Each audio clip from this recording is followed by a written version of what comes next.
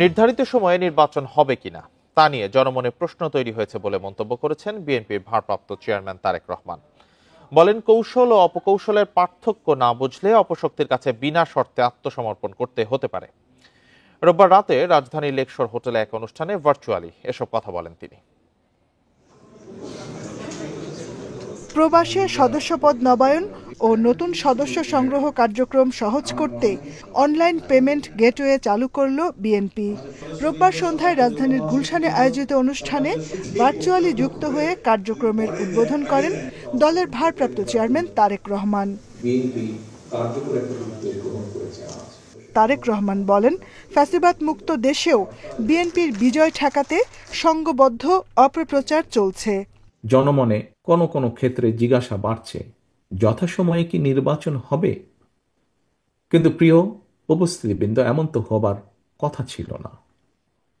নির্বাচন অনুষ্ঠান নিয়ে জনমনে সৃষ্ট সংশয়, সন্দেহ গণতন্ত্রের উত্তরণের পথকে হয়তোবা সংকটপূর্ণ করে তুলতে পারে।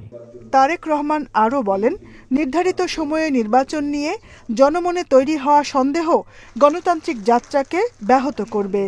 প্রতিনিয়ত একের পর এক নিত্য নতুন শর্ত জুড়ে দিয়ে গণতন্ত্রের উত্তরণের পথকে কেমন যেন সংকটাপূর্ণ করে তোলা হচ্ছে। কৌশল এবং অপকৌশলের মধ্যে আমরা পার্থক্য বুঝতে ব্যর্থ হলে কোনো অগণতান্ত্রিক কিংবা অপশক্তির কাছে শেষ পর্যন্ত বিনা শর্তে আত্মসমর্থনের পথে হাঁটতে হয় কিনা বাংলাদেশের এই মুহূর্তে মাঠে থাকা সকল গণতান্ত্রিক রাজনৈতিক দলগুলোকে এমন বিপদের কথাও স্মরণ রাখার জন্য আমি বিনীত অনুরোধ জানাই। ৩০০ আসনে বিএনপির প্রার্থী তালিকা শিগগিরই ঘোষণা হবে জানিয়ে তারেক রহমান বলেন, দল যাকে চূড়ান্ত করবে তার হয়েই কাজ করতে হবে নেতাকর্মীদের। Jahanara Parvin, independent news, Dhaka. রাজনৈতিক সংকট সমাধানে বিএনপিকে আলোচনার আহ্বান জানিয়েছেন জামায়াতের নায়েবে আমির ডক্টর আব্দুল্লাহ মোহাম্মদ তাহের। রোববার সন্ধ্যায় রাজধানীর মগবাজারের সংবাদ সম্মেলনে এই আহ্বান জানান তিনি। সংবাদ সম্মেলনে গণভোট প্রসঙ্গে তাহের বলেন, নোট অফ ডিসেন্ট ছাড়া গণভোটের ইতিহাস দুনিয়ার কোথাও নেই। দেশের প্রয়োজনেই গণভোটের পক্ষে বিএনপির দ্বিমত করা উচিত নয় বলে মন্তব্য করেন এই জামায়াত নেতা। 4টি শীর্ষ বিশ্ববিদ্যালয়ের ছাত্র সংসদ নির্বাচনে ছাত্র শিবিরের নিরঙ্কুশ জয়ের কথা উল্লেখ করে তাহের দাবি করেন, হেরে যাওয়ার ভয়ে বিএনপি জাতীয় নির্বাচনের আগে গণভোট চায় না। জামাত ইসলামের পক্ষ থেকে আপনাদের মাধ্যমে আমি জাতিকে পরিষ্কার বলে দিতে চাচ্ছি যে জামাত বিএনপি যতই উস্কানি দেয়, জামাত ইসলামী বিএনপির সাথে কোনো ধরনের বিরোধ এবং ঝগড়ায় লিপ্ত হতে চায় না। আমি বিএনপিকে অনুরোধ করব, আসুন বিএনপি এবং জামাত ইসলামী আমরা একসাথে বসি। শাপলাকলি প্রতীকে আপত্তি নেই জাতীয় নাগরিক পার্টি এনসিপির। তারপরও শাপলা ও সাদা শাপলা বিকল্প রেখে ইসিতে আবেদন করেছে দলটি। রোববার বিকেলে আগারগাঁওয়ে সিইসির সঙ্গে বৈঠক শেষে এসব কথা বলেন দলের মুখ্য সমন্বয়ক নাসির উদ্দিন পাটোয়ারি। তিনি আরও জানান, যে কোনো সময় গণভোটে রাজি এনসিপি। পরে ইসি সচিব জানান, নতুন করে আরপিও সংশোধনের এখতিয়ার সরকারের। দলের নিবন্ধন ও প্রতীক ইস্যুতে আবারও নির্বাচন কমিশনে জাতীয় নাগরিক পার্টি। প্রধান নির্বাচন কমিশনারের সাথে রবিবার বিকেলে বৈঠক শেষে দলটির নেতারা জানান, শাপলাকলি প্রতীক তালিকায় যোগ করায় সন্তুষ্ট তারা। তবে জোটের প্রার্থীদের নিজ দলের প্রতীকে নির্বাচন করার বিধান ঠিক রাখতে ইসিকে অনুরোধ জানায় এনসিপি। যে নিবন্ধন প্রক্রিয়া এটা সম্পূর্ণ করে আমরা যাতে আমাদের মাঠে দুর্নীতি ছেড়ে আসলে বিএনপি ও ধর্মীয় ফ্যাসিবাদ মুক্ত হলে জামায়াতের সাথে জোটের বিষয়টি ভেবে দেখবে দলটি। গণভোট নিয়ে হলো বিএনপি এবং জামাত হলো মুখোমুখি অবস্থানে রয়েছে। আমরা দুই দলের কাছে আহ্বান রাখবো যে আপনাদের এই ধরনের যুদ্ধ নির্বাচনকে ব্যাহত করবে, নির্বাচন পিছিয়ে যাওয়ার সম্ভাবনা রয়েছে। তো ইলেকশন কমিশনের যে স্বেচ্ছাচারী আচরণ, এটা পুরো বাংলাদেশের সামনে স্পষ্ট হয়েছে। আমরা ইনশাল্লাহ শাপলাকলি নিচ্ছি পুরো বাংলাদেশের। আমরা আহ্বান জানাচ্ছি জাতীয় নাগরিক পার্টি নেতাকর্মী এবং পুরো বাংলাদেশের মানুষকে যে আপনারা যেখানে 300 আসনে প্রার্থী হতে চান, আপনারা প্রার্থীটা নিজেদের ইলেকশনে প্রস্তুতি নিন। পরে ব্রিফিংয়ে ইসি সচিব জানান, জোটের প্রার্থীদের প্রতীক নিয়ে আরপিওর নতুন ধারা সংশোধনের এখতিয়ার নির্বাচন কমিশনের নেই। সরকারের কাছে, আইন মন্ত্রণালয়ের কাছে এটা আছে, আইন মন্ত্রণালয়ের উত্তরটা দিতে পারবে। আমাদের কাছে করণীয় কিছু নাই, কারণ আমাদের প্রস্তাব অনুযায়ী আমরা এটা উপদেষ্টা পরিষদে এটা নেওয়া হচ্ছে, সেখানে অনুমোদন হয়ে গেছে। এখন এরপরে যদি কোনো কিছু প্রাসঙ্গিক হয় সে বিষয়ের সাথে ইসি ট্রুলি স্পিকিং কোনো সম্পর্ক নেই। সবশেষ হিসেবে দেশে মোট ভোটার 12,76,12,000-এর বেশি। 18 নভেম্বর চূড়ান্ত হবে এই তালিকা। 17 নভেম্বর পর্যন্ত জানানো যাবে আপত্তি হয়েছে এবং যারা নিবন্ধন নিয়েছেন। সুলতানা জাহান মিতু, ইন্ডিপেন্ডেন্ট নিউজ, ঢাকা। গণভোটের তারিখ নয়, জুলাই সনদের আদেশ জারি করাই মুখ্য। নভেম্বরের মধ্যে এটি হওয়া উচিত বলে মনে করেন এনসিপির আহ্বায়ক নাহিদ ইসলাম। তিনি অভিযোগ করেন, ফেব্রুয়ারিতে নির্বাচন চায় না জামায়াত, আর বিএনপি চায় সংস্কার পেছাতে। রোববার বাংলা মোটরে সংবাদ সম্মেলনে এসব কথা বলেন নাহিদ। এ সময় 300 আসনে একক প্রার্থী দেওয়ার ঘোষণা দেন তিনি। জুলাই সনদ ইস্যুতে গণভোট আগে না পরে, এ নিয়ে বিপরীতমুখী অবস্থানে বিএনপি জামাত। এমন পরিস্থিতিতে সংবাদ সম্মেলন ডাকে এনসিপি। মুখোমুখি হন দলটির আহ্বায়ক নাহিদ ইসলাম। ঐক্যমত কমিশনের প্রস্তাব 1 যেটা, সেটা আমরা সমর্থন করে আসছি। তিনি অভিযোগ করে বলেন, নির্বাচন পেছাতে চায় জামাত আর বিএনপি সংস্কার। বিএনপি তো পুরো ঐক্যমত কমিশনের শুরু থেকে মৌলিক যে বিষয়গুলো ছিল সেখানে নোট অফ ডিসেন্ট দিয়েছে, বিরোধিতা করার চেষ্টা করেছে। ফলে সংস্কারের পক্ষে তারা কতটুকু আছে এ বিষয়ে জনগণের ভিতরে প্রশ্ন আছে, আমাদের কাছেও প্রশ্ন আছে। আবার অন্যদিকে জামাতের কার্যক্রমে মনে হচ্ছে যে তারা নির্বাচনকে পেছানোর কোনো অভিসন্ধি তাদের আছে কিনা। নাহিদ মন্তব্য করেন, রাষ্ট্রপতি যদি স্বাক্ষর করেন তা হবে জুলাই সনদের শেষ পেরেক। নভেম্বরের মধ্যে প্রধান উপদেষ্টাকে আদেশ জারি করার আহ্বান জানান তিনি। সরকারের কোনো একটা দলের চাপে বারবার এই ধরনের তার টেক্সট পরিবর্তন করে, এটা আমরা দেখে আসছি। ফলে জনগণের কাছে খুবই স্পষ্ট থাকতে হবে জনগণ কিসের পক্ষে ভোট দিচ্ছে আর কিসের বিপক্ষে ভোট দিচ্ছে। সেটার জন্য অবশ্যই অর্ডার এবং গণভোটের প্রশ্ন এটি আগেই প্রকাশ করতে হবে। সংসদের 270 দিনের মধ্যে জুলাই সনদ সংবিধানে অন্তর্ভুক্তির বিষয়ে আপত্তি জানালে বুঝতে হবে ষড়যন্ত্র চলছে, এমন মন্তব্য করেন নাহিদ ইসলাম। আতঙ্কিত হওয়ার কিছু নাই। আমাদের এখানে আমরা দেখি দলগুলো যে আতঙ্কিত হয়ে যাচ্ছে কোনো একটা বাধ্যবাধকতা চাপিয়ে দিলে। নুরসেলিনা শিউলি, ইন্ডিপেন্ডেন্ট নিউজ, ঢাকা। এবার ত্রয়োদশ সংসদ নির্বাচন ঘিরে আমাদের বিশেষ আয়োজন, গণতন্ত্রের যাত্রা।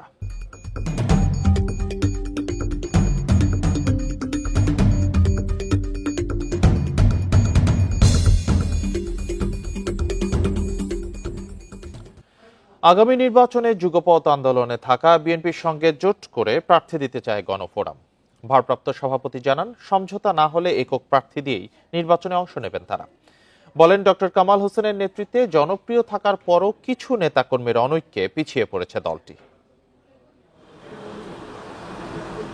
জাতীয় সংসদ নির্বাচনকে সামনে রেখে তৎপর গণফোরাম। আসনভিত্তিক দলীয় একক প্রার্থী ঠিক করার পাশাপাশি গণতান্ত্রিক আন্দোলনের সমমনা রাজনৈতিক দলগুলোর সঙ্গে জোট গঠনকেই গুরুত্ব দিচ্ছে দলটি। আমরা সবাই আশা করতে যাই। বিগত সময়ে রাজনৈতিক আন্দোলনে গুরুত্বপূর্ণ ছিল গণফোরাম। দলটির ভারপ্রাপ্ত সভাপতি জানান, আগামী নির্বাচনে জোট গঠনের সম্ভাবনা নিয়ে আলোচনা চলছে। তবে গণ অভ্যুত্থানের পর সিদ্ধান্তহীনতার পাশাপাশি প্রথম সারির নেতাদের ঐক্য না থাকায় কিছুটা সংকট তৈরি হয়েছে। সে সময় একটা সিদ্ধান্ত হলো যে আমাদের কোনো ছাত্র সংগঠন থাকবে না।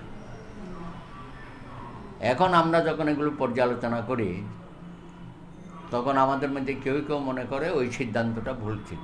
কিবরিয়া সাহেব কাজকাম শুরু করলেন, আমরা কিন্তু সকলেই তার সাথে সহযোগিতায় নামলাম। যে কোনো কারণে হোক তিনি আমাদের সহযোগিতা গ্রহণ না করে উনি উনার মতো ওনার স্টাইলে দলটা পরিচালনা করার এক পর্যায়ে দেখা গেল আসলে ওনার সাথে গণফোরাম করা আমাদের পক্ষে সম্ভব হচ্ছে না। দলটির সাধারণ সম্পাদক জানান, বিগত সময়ে বিএনপির সঙ্গে যুগপৎ আন্দোলনে থাকায় তাদের সঙ্গেও জোটের বিষয়ে আলোচনা চলছে। তবে এককভাবেও নির্বাচনের প্রস্তুতি রয়েছে দলটির। আমরা এই ফ্যাসিবাদ বিরোধী আন্দোলনের আমরা সফল হওয়ার পরে এই যে জুলাই অভ্যুত্থানের পরে যে নতুন প্রেক্ষাপট, এখানে বিএনপি সহ সমমতা রাজনৈতিক দলগুলোর মধ্যে যে জাতীয় ঐক্য গড়ে উঠেছে, সেই ঐক্যটা আমরা এখন পর্যন্ত বহাল রেখেছি এবং আগামী নির্বাচনে আমরা ঐক্যবদ্ধভাবে অংশগ্রহণ করব। দলটির নেতারা বলছেন আগামী নির্বাচনে গণফোরাম বড় ভূমিকা রাখবে, তবে নির্বাচনে আসন ভাগ, সঠিক প্রার্থী এবং রাজনৈতিক পরিবেশের উপর নির্ভর করছে দলটির ভবিষ্যৎ। Tanvir Ahmed, independent news, Dhaka. নির্বাচন সামনে রেখে পাহাড়কে অস্থিতিশীল করতে চায় দেশি বিদেশি চক্র। অন্তর্বর্তী সরকারের সময়ে কয়েকটি ঘটনায় এমন চেষ্টার তথ্য মিলেছে। নিরীহ পাহাড়ি ও বাঙালিদের মধ্যে জাতিগত ও ধর্মীয় বিরোধ তৈরির চেষ্টাও চালিয়েছে ওই চক্র। নিরাপত্তা বিশ্লেষকরা বলছেন রাষ্ট্রীয় সার্বভৌমত্বে আঘাত হানতে ষড়যন্ত্র করছে বিদেশি শক্তি। গেল বছরের 18 সেপ্টেম্বর ভোর 5টার দিকে খাগড়াছড়ির পানখাইয়া পাড়ায় মামুন নামে এক যুবককে পিটিয়ে হত্যা করা হয়। এর জেরে আগুন দেওয়া হয় দীঘিনালা বাজারে। এরপর সংঘর্ষ ছড়িয়ে পড়ে রাঙামাটি পর্যন্ত। চলতি বছরের সেপ্টেম্বরে গুইমারা এলাকায় পাহাড়ি কিশোরীকে সংঘবদ্ধ ধর্ষণের অভিযোগ তুলে যুগ্ম ছাত্র জনতার ব্যানারে অবরোধ চলে কয়েকদিন। এই সময় আইনশৃঙ্খলা বাহিনীর সঙ্গে সংঘর্ষে অন্তত 3 জন নিহত হন, পুড়িয়ে দেওয়া হয় বাজার। অথচ মেডিকেল রিপোর্ট থেকে জানা যাচ্ছে ওই কিশোরীকে ধর্ষণের কোনো আলামতই পাওয়া যায়নি। নিরাপত্তা বিশ্লেষকরা বলছেন অন্তর্বর্তী সরকারকে বেকায়দায় ফেলতেই দেশি বিদেশি চক্রের সহযোগিতায় তৎপর হয়ে উঠেছে কিছু পাহাড়ি সংগঠন। প্রতিবেশী একটি দেশ ষড়যন্ত্র করছে বলেও অভিযোগ তার। ভারতের ত্রিপুরা রাজ্যের রাজার নেতৃত্বে, দেব বর্মনের নেতৃত্বে একটা নতুন একটা ধারণা সারফেস করেছে, যেটাকে বলা হচ্ছে যে একটা ভিন্ন রাষ্ট্র তারা করার ইঙ্গিত দিচ্ছে। এই অঞ্চলটাকে নিয়ে জো অঞ্চল নামে একটা খ্রিস্টান রাষ্ট্র করার একটা চিন্তা ভাবনা বহুদিন ধরে চলছে। রাজনীতিকরা বলছেন বর্তমান সরকার ক্ষমতা নেওয়ার পর থেকেই নিরীহ পাহাড়ি ও বাঙালিদের মধ্যে সংঘর্ষ তৈরির চেষ্টা করছে সশস্ত্র গোষ্ঠীগুলো। সশস্ত্র গ্রুপগুলো কিন্তু নির্যাতন, চাঁদাবাজি, হত্যা এগুলো কিন্তু কোনো পাহাড়ি বাঙালি দেখে না। তারা পাহাড়িকেও মারে, বাঙালিকেও মারে। তারা পাহাড়ির থেকেও টাকা আদায় করে, বাঙালির থেকে আদায় করে। যেভাবে বর্তমানে সেনাবাহিনী তাদের পজিটিভ রোল প্লে করছে, এই রোলটা যদি প্লে করে তাহলে কিন্তু ইউপিডিএফ সেখানে তাদের উদ্দেশ্য হাসিল করতে পারবে না। গেল 16 এপ্রিল অপহরণের শিকার হন চট্টগ্রাম বিশ্ববিদ্যালয়ের 5 পাহাড়ি শিক্ষার্থী। এই ঘটনায় ইউপিডিএফ জড়িত বলে দাবি করে বিবৃতি দিয়েছে জনসংহতি সমিতি। 4-5টা গ্রুপ 8,500 কোটি টাকা বছরে তারা চাঁদা উঠায়। Arafatur Rahman, independent news, Dhaka. স্বতন্ত্র সব ইবতেদায়ী মাদ্রাসা জাতীয়করণের দাবিতে টানা 22তম দিনের মতো প্রেস ক্লাবের সামনে অবস্থান করছেন শিক্ষকরা। রোববার শান্তিপূর্ণ সমাবেশে পুলিশের বাধার প্রতিবাদে আজ দুপুরে বিক্ষোভ মিছিল করবেন তারা। আজ সকালের মধ্যে এমপিও ভুক্তি ফাইল স্বাক্ষরের আশ্বাসে গতরাতেই লং মার্চ টু যমুনা কর্মসূচি স্থগিত করেন ইবতেদায়ী মাদ্রাসার শিক্ষকরা। এর আগে আলোচনার জন্য সচিবালয়ে যায় শিক্ষকদের 7 সদস্যের প্রতিনিধি দল। পরে প্রশাসনের আশ্বাসে সন্ধ্যা 6টার দিকে সড়ক ছেড়ে প্রেস ক্লাবের সামনে অবস্থান নেন তারা।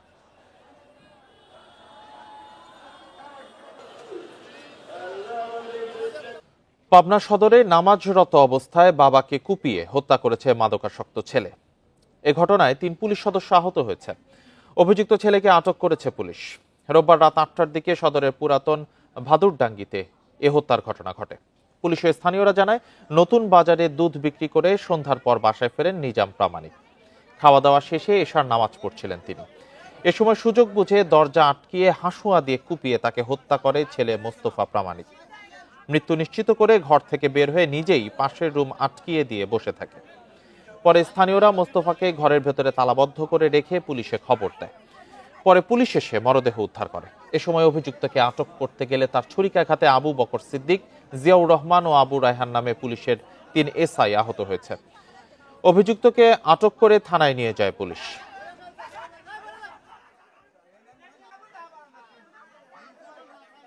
আজ 3রা নভেম্বর, জেল হত্যা দিবস। 1975 সালের এই দিনে ঢাকা কেন্দ্রীয় কারাগারে খুন হন জাতীয় 4 নেতা। তারা হলেন সৈয়দ নজরুল ইসলাম, তাজউদ্দিন আহমেদ, ক্যাপ্টেন মনসুর আলী এবং AHM কামরুজ্জামান। ঘটনার সময় ঢাকা সেনানিবাসে লেফটেন্যান্ট কর্নেল আমিন আহমেদ চৌধুরীর বর্ণনায় সেনাবাহিনীর নেতৃত্ব নিয়ে টানাপোড়েনের পরিণতি ছিল জেলখানার হত্যাকাণ্ড। এর আগে 15ই আগস্টের অভ্যুত্থানের বিপরীতে পাল্টা আরেকটি অভ্যুত্থান হয়েছিল 3রা নভেম্বর। তার নেতৃত্বে ছিলেন সে সময়কার ব্রিগেডিয়ার খালেদ মোশাররফ। মরহুম আমিন আহমেদ চৌধুরীর 2010 সালে দেয়া এক সাক্ষাৎকারে জানান, ৩রা নভেম্বরের অভ্যুত্থানটি ছিল অনিবার্য। কারণ ব্যাখ্যা করে বলেন, শেখ মুজিব হত্যাকাণ্ডের সাথে জড়িত 6 জুনিয়র সেনা কর্মকর্তা তখন বঙ্গভবনে বসে রাষ্ট্রপতি খন্দকার মোশতাককে পরিচালনা করছিলেন। আমলাতান্ত্রিক জটিলতার কারণে 4 বছরেও চালু হয়নি যশোর সদর হাসপাতালের আইসিইউ আইসোলেশন ইউনিট। শয্যাসহ সব সরঞ্জাম প্রস্তুত হলেও থমকে আছে লিফট সম্প্রসারণ কাজ।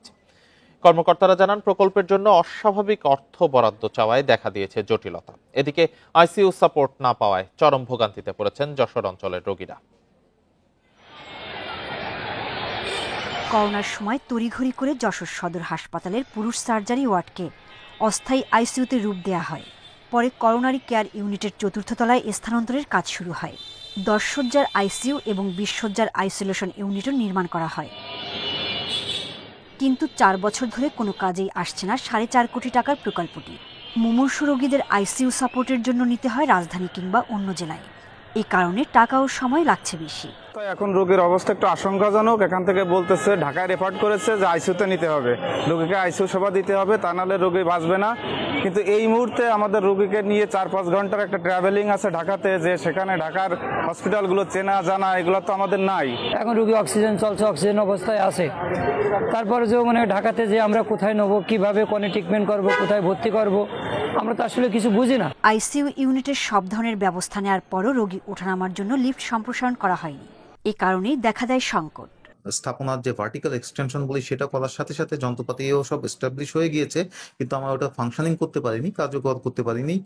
একটা কারণে সেটা ছিল যে আমাদের ওখানে এলিভেটর শ্যাফট লিফট যেটা, সেটা 3 তলা পর্যন্তই, 4 তলা পর্যন্ত যায় না। রোগী নিয়াতে সমস্যা আছে বলে আমরা ওটা চালু করি নাই। ভবনটির 3টি ফ্লোরের লিফটের জন্য ব্যয় হয়েছে 80 লাখ টাকা। সেই একই ভবনের 4র্থ তলায় লিফট সম্প্রসারণে ব্যয় ধরা হয়েছে 42 লাখ টাকা। এমন বরাদ্দের দাবিকে অস্বাভাবিক মনে করছেন কর্মকর্তারা। ক্রিয়েটিভ ইঞ্জিনিয়ার্স হচ্ছে একমাত্র পরিবেশক সুইজারল্যান্ডের এই শিনলার লিফটটি বাংলাদেশে স্থাপন করার ক্ষেত্রে। তো আমাদের আসলে দ্বিতীয় এখানে কোনো অন্য কোনো ভেন্ডরের কাছে যাওয়ার আসলে আমাদের এই মুহূর্তে সুযোগ নাই। কারণ হচ্ছে যে যেহেতু 3 তলা পর্যন্ত তাদের ব্র্যান্ডেরই লিফট আছে এবং এটিকে আমরা যদি 4 তলায় সম্প্রসারণ করতে যাই তাহলে তাদের মাধ্যমে আসলে আমাদের এই কাজটি করতে হবে। কর্মকর্তারা জানান, সরকারি নীতিমালা অনুযায়ী একই কোম্পানি লিফট বসানোর কাজ না করলে মিলবে না রক্ষণাবেক্ষণ খরচ।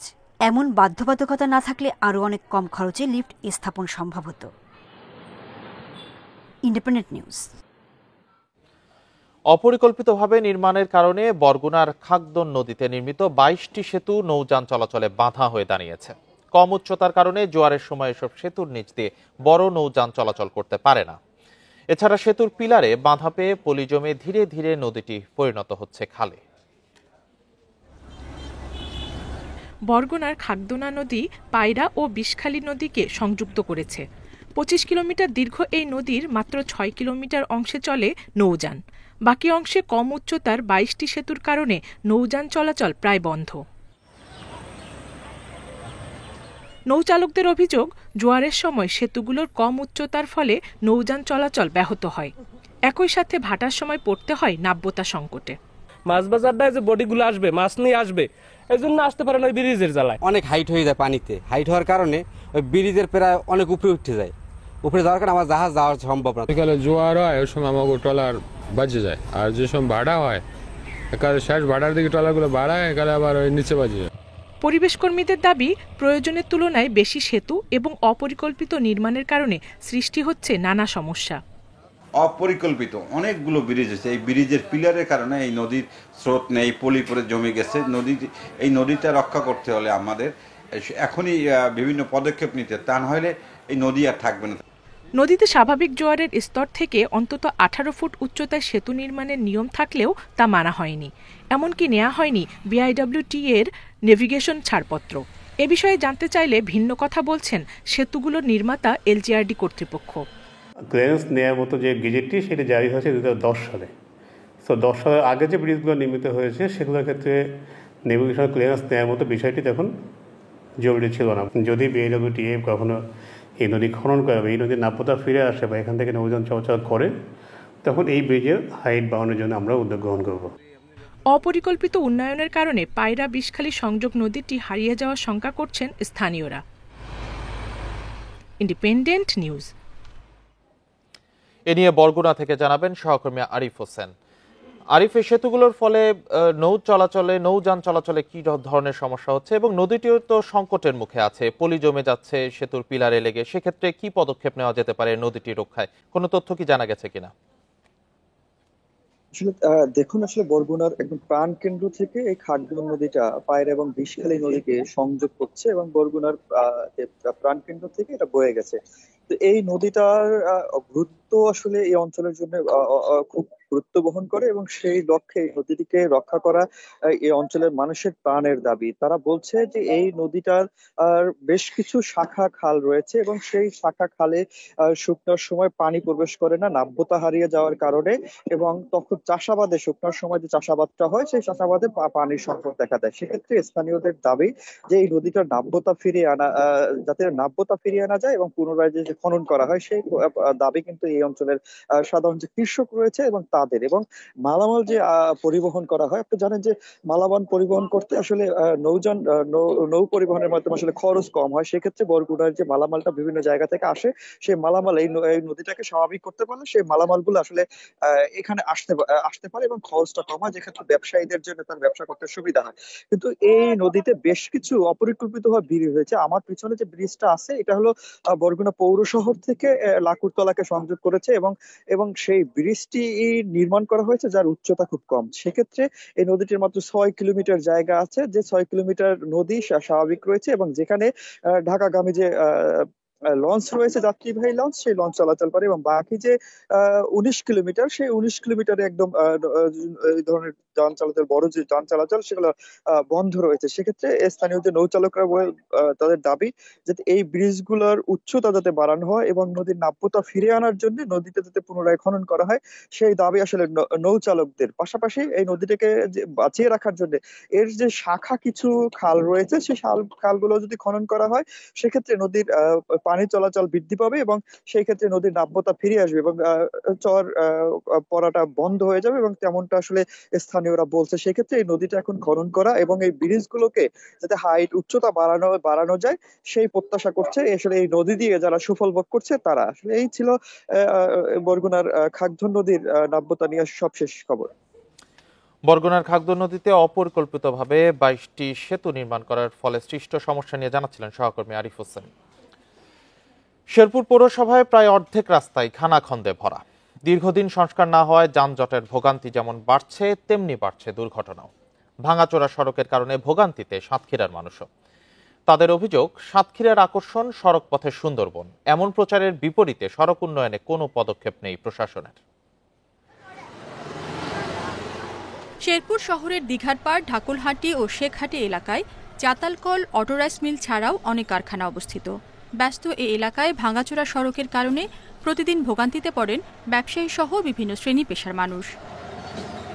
পৌরসভার তথ্য মতে শহরের 223 কিলোমিটার রাস্তার মধ্যে 100 কিলোমিটারেরই বেহাল দশা। বিশেষ করে খড়মপুর থেকে চাপাতলি হয়ে ধোপাঘাট ব্রিজ, পুলিশ লাইন থেকে নবীনগর বাসস্ট্যান্ড হয়ে রঘুনাথ বাজার পর্যন্ত সড়কের অবস্থা বেশি খারাপ। বাস স্ট্যান্ডের এই মাথা থেকে একবারে কোরেগাছ পর্যন্ত রাস্তাটা অনেক খারাপ। এই যে পৌরসভার ভিতরে আমাদের এই রাস্তা যে এরকম খারাপ, বাইরে যে ইউনিয়নের রাস্তাগুলো আছে তাও অনেক ভালো আছে। কয়েকটি সড়ক সংস্কারের জন্য এরই মধ্যে টেন্ডার আহ্বান করা হয়েছে বলে জানিয়েছেন পৌর প্রশাসক। একটি রাস্তা ব্যতীত অন্যান্য সকল রাস্তার দরপত্র আহ্বান করা হয়েছে এবং কার্যাদেশও প্রদান করা হয়েছে। ইতিমধ্যে কাজ শুরু হয়ে গেছে। আশা করছি যে নভেম্বরের মধ্যেই রাস্তাগুলো কাজ সম্পন্ন হবে। সাতক্ষীরার কৃষিভিত্তিক অর্থনীতি ও ভোমরা স্থলবন্দর ও সুন্দরবন ঘিরে সড়ক যোগাযোগ গুরুত্বপূর্ণ হলেও জেলার 80% রাস্তায় কাঁচা। সংস্কারের অভাবে বেহাল পাকা সড়কের দশাও। আমাদের এই রাস্তায় দীর্ঘদিন কোনো সংস্কার কাজ না হওয়ার কারণে জনদুর্ভোগের কোনো শেষ নাই। এই এলাকায় বড় ধরনের প্রকল্প বাজেট নাই, বড় ধরনের এই রাস্তাঘাটগুলো সংস্কারের জন্য কোনো উদ্যোগ নাই। গ্রামীণ অবকাঠামো উন্নয়ন প্রকল্পের আওতায় দ্রুত সড়ক সংস্কারের আশ্বাস এলজিইডি কর্তৃপক্ষের। সাতক্ষীরা গ্রামীণ অবকাঠামো উন্নয়ন প্রকল্প একনেকের অনুমোদনের অপেক্ষায় আছে। তো সেক্ষেত্রে এই প্রকল্পে আমরা 1300+ কিলোমিটার রাস্তা অন্তর্ভুক্ত করতে পেরেছি। সাতক্ষীরায় মোট সড়কের দৈর্ঘ্য প্রায় 11,000 কিলোমিটার, যার মধ্যে 8,772 কিলোমিটার রাস্তায় কাঁচা। রেশমি নন্দী, ইন্ডিপেন্ডেন্ট নিউজ। এ নিয়ে আরো জানাতে শেরপুর থেকে যুক্ত হয়েছেন সহকর্মী মিরাজউদ্দিন। মিরাজউদ্দিন, শেরপুরের অর্ধেক রাস্তায় ভাঙাচোরা এমনটি তথ্য পাওয়া যাচ্ছে। এতে ভোগান্তি কেমন হচ্ছে জানানোর পাশাপাশি জানাবেন যে কয়েকটি সড়ক সংস্কারের জন্য টেন্ডার আহ্বান করা হয়েছে, এরই মধ্যে কবে নাগাদ কাজ শুরু হতে পারে? হ্যাঁ, আপনি দেশের সীমান্তবর্তী শেরপুর জেলা শহরের যে পৌরসভা, এটা তো খুব প্রাচীনতম একটা পৌর এলাকা।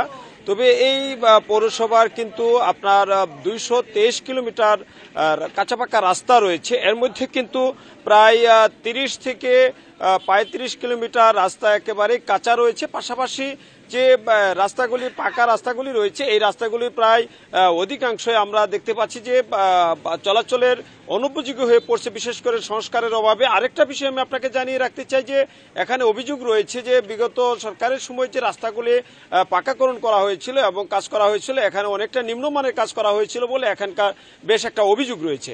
পাশাপাশি আমি আপনাকে যে এই যে রাস্তাঘাটগুলি যে খারাপ থাকার কারণে কিন্তু আসলে এখানে যে জনগণের দুর্ভোগ পোহাতে হচ্ছে। পাশাপাশি আমি যে জায়গাটাতে দাঁড়িয়ে আছি তার পাশেই ঠিক কিন্তু আসলে চাতালকল এলাকায়, এবং এই অঞ্চলটা শিল্প কারখানা বলা চলে, এবং এই জায়গায় কিন্তু আসলে যে মানুষের চলাচল এবং পণ্য পরিবহন থেকে শুরু করে সবকিছুতে কিন্তু আসলে খুবই দুর্ভোগ পোহাতে হচ্ছে এখানকার জনগণকে। এখানে আমরা পৌর কর্তৃপক্ষের সাথে কথা বলেছি, তারা যেটা জানিয়েছেন যে তারা এই রাস্তাগুলিকে সংস্কার করার জন্য টেন্ডার আহ্বান করেছেন। তবে আমরা যে জিনিসটা আমাদের পরিলক্ষিত হচ্ছে সেটা হচ্ছে যে কোনো রকম যে রাস্তাগুলিকে চলাচলের উপযোগী করার জন্য তারা চেষ্টা করছেন যে, এবং আমরা যে বিষয়টা আমরা দেখতে পাচ্ছি যে কিছু ইট এবং কিছু মালামাল দিয়ে প্রাথমিকভাবে উপযোগী করার চেষ্টা করা হলো এই রাস্তাগুলিকে প্রকৃতপক্ষে যেভাবে সংস্কার করা এবং পুনর্নির্মাণ করা দরকার সেটা হচ্ছে না বলে আমাদেরকে স্থানীয়রা জানিয়েছেন। এবং পৌর কর্তৃপক্ষ বলছেন তারা চেষ্টা করছেন, বরাদ্দ পেলেই তারা এই রাস্তাগুলিকে পূর্ণাঙ্গ সংস্কার করা হবে বলে আমাদেরকে জানানো হয়েছে। শেরপুরের সড়কের বেহাল দশা নিয়ে জানাচ্ছিলেন সহকর্মী মিরাজউদ্দিন। চট্টগ্রাম বন্দরের বে টার্মিনালে সামুদ্রিক অবকাঠামো নির্মাণে আগ্রহী প্রতিষ্ঠানগুলোর সঙ্গে আলোচনা শুরু করতে যাচ্ছে কর্তৃপক্ষ। আজ থেকে সংশ্লিষ্ট প্রতিষ্ঠানের বিস্তারিত পরিকল্পনা ও চাহিদা নিয়ে বসছে বন্দর। এর মাধ্যমে বহুল প্রতীক্ষিত বে টার্মিনাল প্রকল্প বাস্তবায়নের কাজ অনেকখানি এগিয়ে যাবে। যত দ্রুত এই প্রকল্প বাস্তবায়ন করা যায় তত বাড়বে বন্দরের সুবিধা, বলছেন ব্যবহারকারীরা। 13,525 কোটি টাকার চট্টগ্রাম বন্দরের বে টার্মিনাল প্রকল্পে নানা আলোচনা শেষে 9,333 কোটি টাকা ঋণ দিচ্ছে বিশ্বব্যাংক। বাকি টাকা খরচ করবে বন্দর কর্তৃপক্ষ। 8,269 কোটি টাকা খরচ হবে নিরাপদ পোতাশ্রয়ের জন্য ব্রেক ওয়াটার নির্মাণে। এছাড়া 1,979 কোটি টাকায় তৈরি হবে নেভিগেশন অ্যাক্সেস চ্যানেল। সম্প্রতি এই প্রকল্পে বিশ্বব্যাংকের $650 মিলিয়ন ঋণ ছাড় হয়েছে। আগামী বছরের জুন মাস নাগাদ স্থাপনা নির্মাণ শুরু হবে। আমরা যে ব্রেকওয়াটার এবং অ্যাক্সেস চ্যানেলটা তৈরি করব, এখানে তো অনেকগুলো বিডার এখানে আসবে, দেশি বিদেশি অনেক বিডাররা এখানে আগ্রহী, এবং তাদের কোনো কিছু থাকলে সেটা তারা বলবে এবং আমাদের অংশটা আমরা ব্যাখ্যা করব। সব মিলিয়ে আমরা চাচ্ছি একটা সবার পার্টিসিপেশন নিয়ে একটা সুন্দর কিছু করার জন্য। এ প্রকল্পে $2 বিলিয়ন বিনিয়োগে যুক্ত হচ্ছে সিঙ্গাপুর পোর্ট অথরিটি ও দুবাই ভিত্তিক প্রতিষ্ঠান ডিপি ওয়ার্ল্ড। আর চট্টগ্রাম বন্দরের অর্থে তৈরি হবে মাল্টিপারপাস জেটি। ব্যবহারকারীরা বলছেন প্রায় 1 দশক ধরে আলোচনায় থাকা এই প্রকল্প দ্রুত বাস্তবায়ন দরকার। যে বন্দর একটা বড় চ্যালেঞ্জিং ভূমিকা রাখছে, এবং এটা যেহেতু চ্যালেঞ্জিং ভূমিকা রাখছে, বন্দরের কাছে আমাদের অনেক প্রত্যাশা, এবং চট্টগ্রাম বন্দর কর্তৃপক্ষ ইচ্ছা করলে সব কার্যক্রম ভালো মতে সক্ষমতা প্রমাণ করতে পারবে। যাচাই বাছাই তো করতে হবে, কারণ সবাইকেই চিন্তা করতে হবে তার দেশের কথা, যে আমরা কিভাবে লাভবান হব, আবার যে বিনিয়োগ করবে সেও কিভাবে লাভবান হবে। উভয় যেন উইন উইন একটা পজিশনে থেকে এই বন্দরকে ডেভেলপ করতে পারে। সর্বোপরি আমরা চাই যে আমাদের এখানে আধুনিক বন্দরের যে ছোঁয়া সেটি আমাদের এখানে লাগুক, এবং আগামী দিনে চ্যালেঞ্জ মোকাবেলা করার জন্য আমাদের নতুন বন্দর অবশ্যই দরকার। প্রায় 6,500 মিটার দীর্ঘ বে টার্মিনালে 1,225 মিটারের 2টি টার্মিনাল হবে। চট্টগ্রাম বন্দরে এখন বছরে 32 থেকে 33 লাখ TEUS কন্টেইনার হ্যান্ডলিং হচ্ছে। বে টার্মিনাল হলে তা বেড়ে দাঁড়াবে 50 লাখ TEUS। অনুপম শীল, ইন্ডিপেন্ডেন্ট নিউজ, চট্টগ্রাম। পাহাড়ের নতুন প্রজন্মের বিভিন্ন জনগোষ্ঠীর মাঝে সম্প্রীতির বন্ধন সুদৃঢ় করতে দুদিনব্যাপী ক্রীড়া প্রতিযোগিতা আয়োজন করেছে রাঙ্গামাটি জেলা পুলিশ। এই আয়োজনে রয়েছে ম্যারাথন, ফুটবল ও হ্যান্ডবল প্রতিযোগিতা। রবিবার রাঙ্গামাটি রেচিংহা মংমারি স্টেডিয়ামে এর আনুষ্ঠানিক উদ্বোধন করেন পুলিশের চট্টগ্রাম অঞ্চলের এডিশনাল আইজি আহসান হাবিব পলাশ। মাঝে মাঝে বিচ্ছিন্ন কিছু ঘটনাকে কেন্দ্র করে পাহাড়ে সম্প্রীতির ফাটল সৃষ্টি হলে বেশি ক্ষতিগ্রস্ত হয় স্কুল কলেজ পড়ুয়া ছেলেমেয়েরা। এর থেকে উত্তরণে কাজ করতে হয় সবচেয়ে বেশি। এরই অংশ হিসাবে রাঙ্গামাটি জেলা পুলিশ আয়োজন করে 2 দিনব্যাপী ক্রীড়া প্রতিযোগিতা। জেলা শহরের চিংহলা মং মারি স্টেডিয়ামে এ প্রতিযোগিতার উদ্বোধন করেন পুলিশের চট্টগ্রাম অঞ্চলের অ্যাডিশনাল আইজি। এ সময় জেলা প্রশাসক, পুলিশ সুপার সহ জেলা ও পুলিশ প্রশাসনের কর্মকর্তারা উপস্থিত ছিলেন। এমন আয়োজনে খুশি প্রতিযোগীরা। এই মাঠ থেকে চিংলামি মারি স্টেডিয়াম থেকে অনেক তরুণদের দেখা পাবে। পাহাড়ি বাঙালি যে বন্ধুত্ব আছে ওটা অনেক ভালোভাবে স্ট্রং হবে। ব্যতিক্রমী এ উদ্যোগকে সাধুবাদ জানিয়েছেন বিশিষ্টজনেরা। এ ধরনের আয়োজন নিয়মিত করার দাবি তাদের। খেলার মাধ্যমে এটা পাহাড়ি বাঙালিদের মধ্যে একটা সম্প্রীতি বজায় থাকবে বলে আমি মনে করি। সেতু বন্ধন হিসাবে আমাদের পাহাড়ি বাঙালির মধ্যে একটা ঐক্য গড়ে উঠুক। এই বন্ধনের পরিপ্রেক্ষিতে আজকে পুলিশ প্রশাসনের যে উদ্যোগ নিয়েছে আমি সাধুবাদ জানাচ্ছি। এ ধরনের আয়োজন সত্যিকার অর্থে পাহাড়ের মানুষদের মাঝে সম্প্রীতি আরো মজবুত করে তুলবে বলে জানান অতিথিরা। ছোটখাটো কিছু যে অনৈক্য তৈরি হয়, আমরা বিশ্বাস করি এই আয়োজনের মাধ্যমে এবং অন্যান্য আয়োজনের মাধ্যমে আমাদের সম্প্রীতির যে অটুট বন্ধন সেটা আরো দৃঢ় হবে। কোনো দল, গোষ্ঠী, মত, আদর্শের সাথে সম্পর্কিত নয়। আমরা এই সমস্ত জনপদের জন্য আমরা বাংলাদেশ পুলিশ কাজ করছি। সবার প্রতি সম্মান, শ্রদ্ধা, ভালোবাসা আমাদের সমান রয়েছে, অটুট রয়েছে। পাহাড়ের মানুষদের মধ্যে ভ্রাতৃত্বের বন্ধন সুদৃঢ় করতে এমন উদ্যোগ নিয়মিত করতে চান আয়োজকরা। মানুষের অন্তরে বা এটা সম্প্রীতির বন্ধন গঠনের জন্য খেলাধুলার চেয়ে উত্তম উৎকৃষ্ট কোনো পন্থা আসলে নাই, যার কারণে আসলে পুলিশ হেডকোয়ার্টারের উদ্যোগে আমরা এই অনুষ্ঠানের আয়োজন করেছি। উদ্বোধনী দিনে প্রতিযোগিতায় বিজয়ীদের মাঝে পুরস্কার বিতরণ করেন অতিথিরা। Independent news. এই ছিল এখনকার সংবাদে। ধন্যবাদ সবাইকে।